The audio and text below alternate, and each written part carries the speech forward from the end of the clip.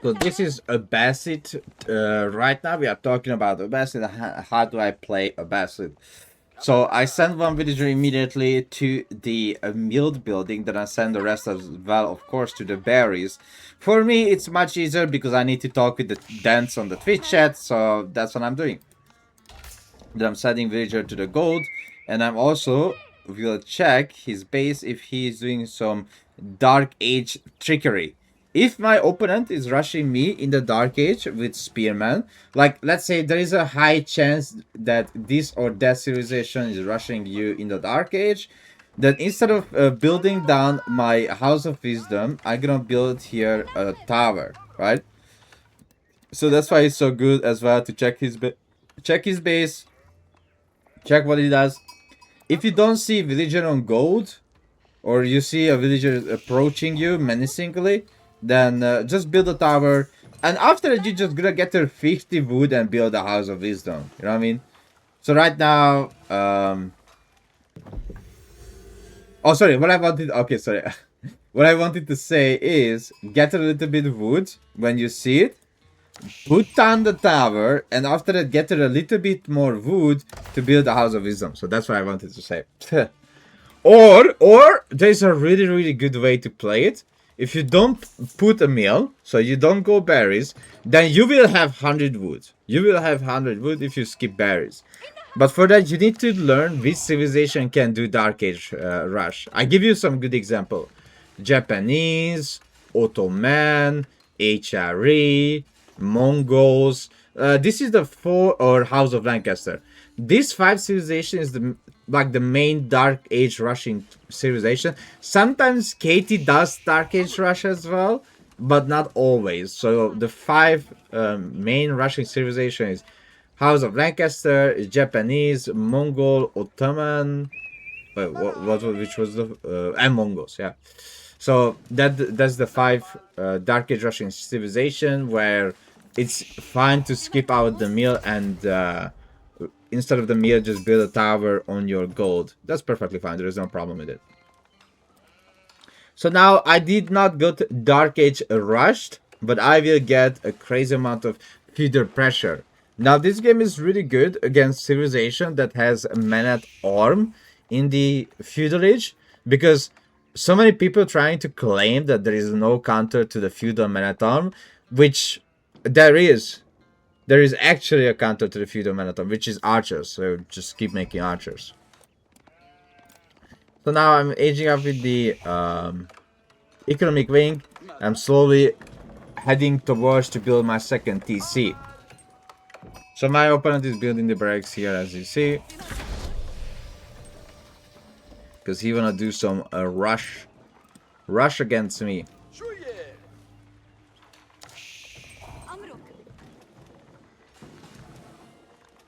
I'm gathering up the stone for my second TC. And I will build it very close. You will see how close I will build it.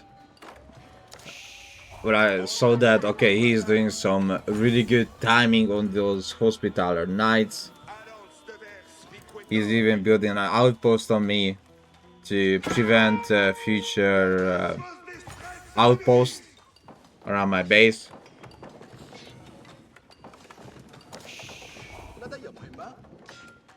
Putting some extra villagers off from food to make sure I can build that second town center in time.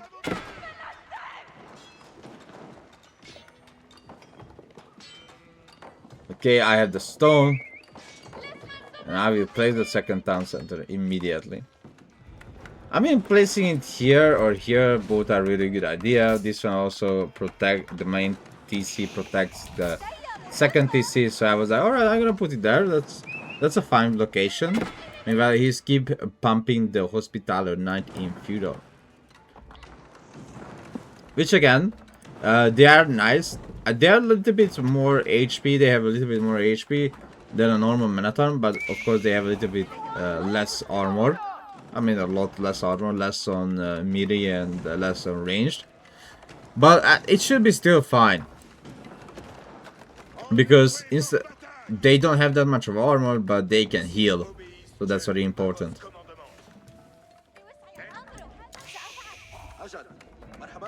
So now I split up my food and wood villagers. So the reason behind that, because we will add production buildings and farms in the feudal age. So you need to build farms as well.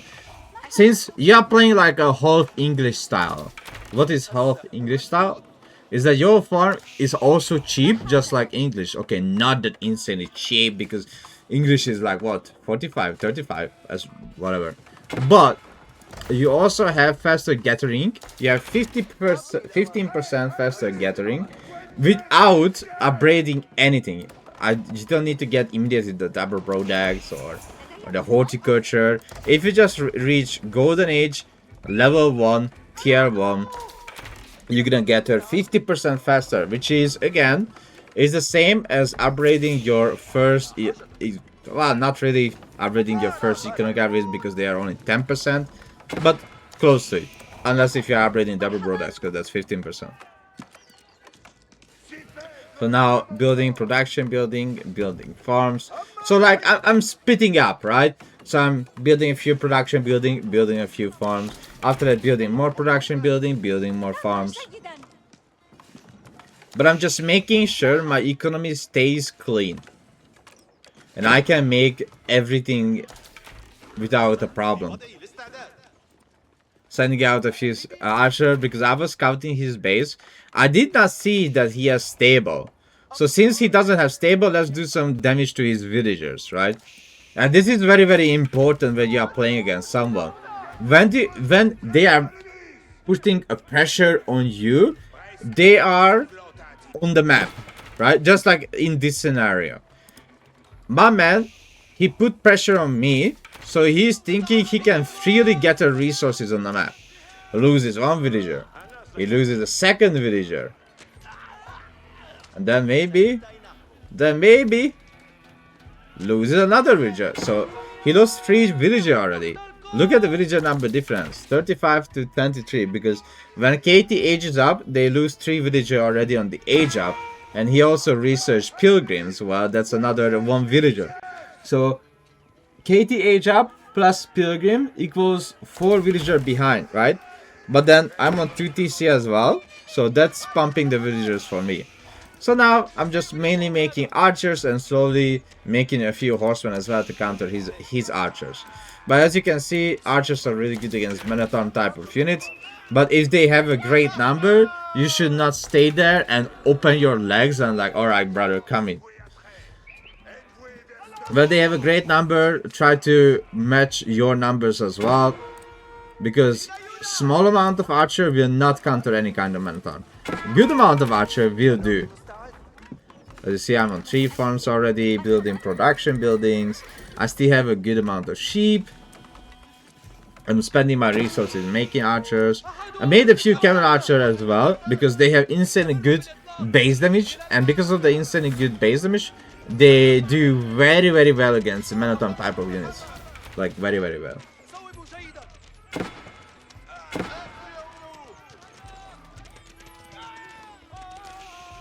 Slowly sniping out the archers. And his Minotaurs are on the way, which was problematic and complicated. But because he split up the Minotaur, I was like, okay, that's fine. Snipe out 1 Minotaur and go around.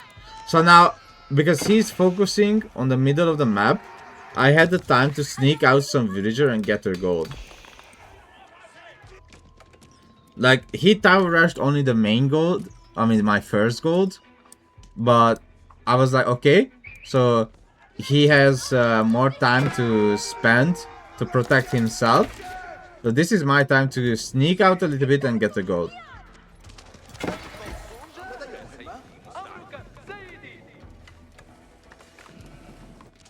So that's what I do. Meanwhile, my camel archers were focusing down the Minotaur. If your opponent leaves his Minotaur on the map open without like archers, or you see where the Minotaurs are being made, those camel archers can terminate the Minotaur very fast. I was like, okay, I don't need to build more farms a little bit. So I have open source, resource, food on the map. So let's do that. Let's send a few villagers as well. Let's get her some deer, right? Because as you see, I'm non-stop spending my wood. It's not like I'm banking a crazy amount of wood and not spending it. I made some archers, making horsemen. Targeting his archers.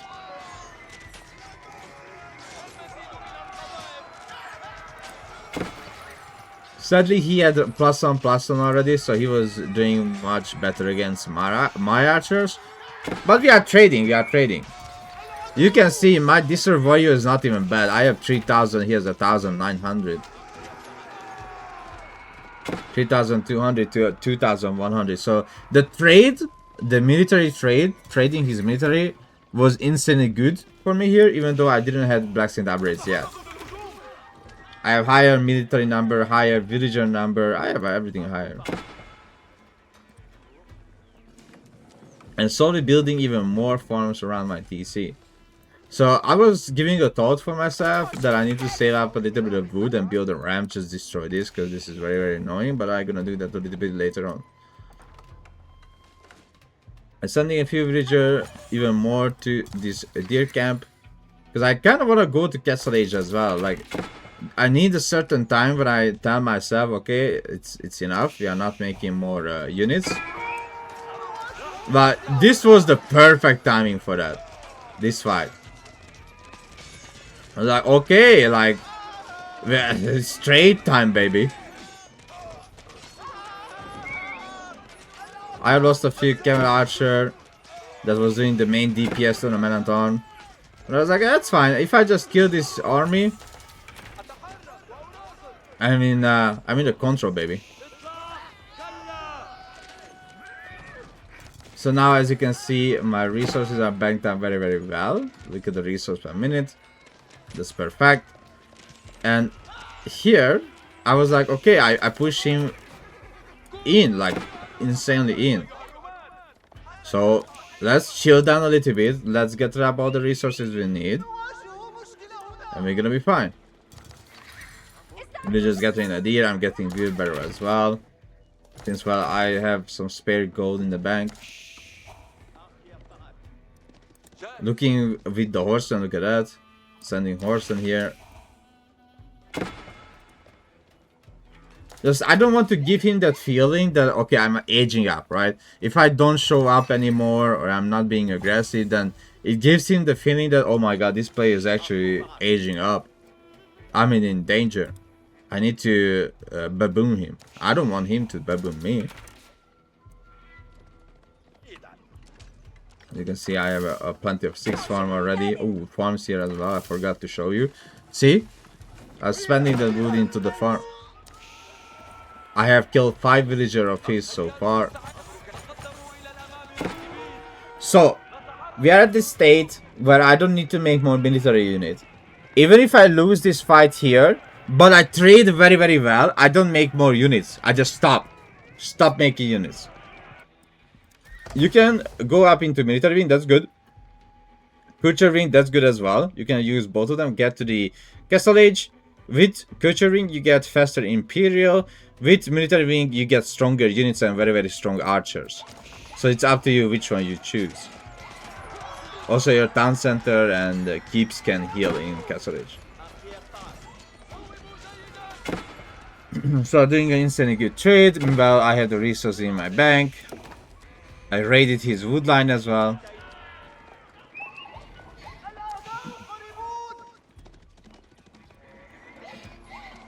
So I'm really making him to focus everywhere on his base. Because if he doesn't do, then, well, he paid the price. Now, as you can see, I choose a military wing. Since I can age up, get the composite bows as well for all these archers. I have a lot of archer. I'm heading back to my base. Meanwhile, I'm showing my units that I'm circling around. So this is like a psychological warfare, right? Because he sees that my units are running around. I don't need to deep dive in. Like, I don't need to be like a dolphin, right? So just don't dolphin in. Instead of that, just show some psychological warfare, which is like showing up your horseman here and there, and he will focus his army there. So now he's pushing out to get to the deer because he is really, you know, run out of food. He doesn't have food at all. Made a ram, destroying the tower on my base because, you know, let's free up that gold, let's free up that food. So this is a scenario as well. Orange player can think like, oh no, he just started to get a gold, so I'm still in a wheelchair. Oh no, a driving seat. But actually he's in the wheelchair, not the driving seat. Since now his brain gets this message of, I am not getting gold, right? Pink player is not getting gold. Meanwhile, he never scouted this, so he does not know that I was getting gold the whole time. He is trying to look for it, I'm pretty sure. Yeah. So you can see here, right-click. He right-clicked the deer. He didn't even right-click the gold. He never assumed that I'm here and getting gold. He is looking for the deer.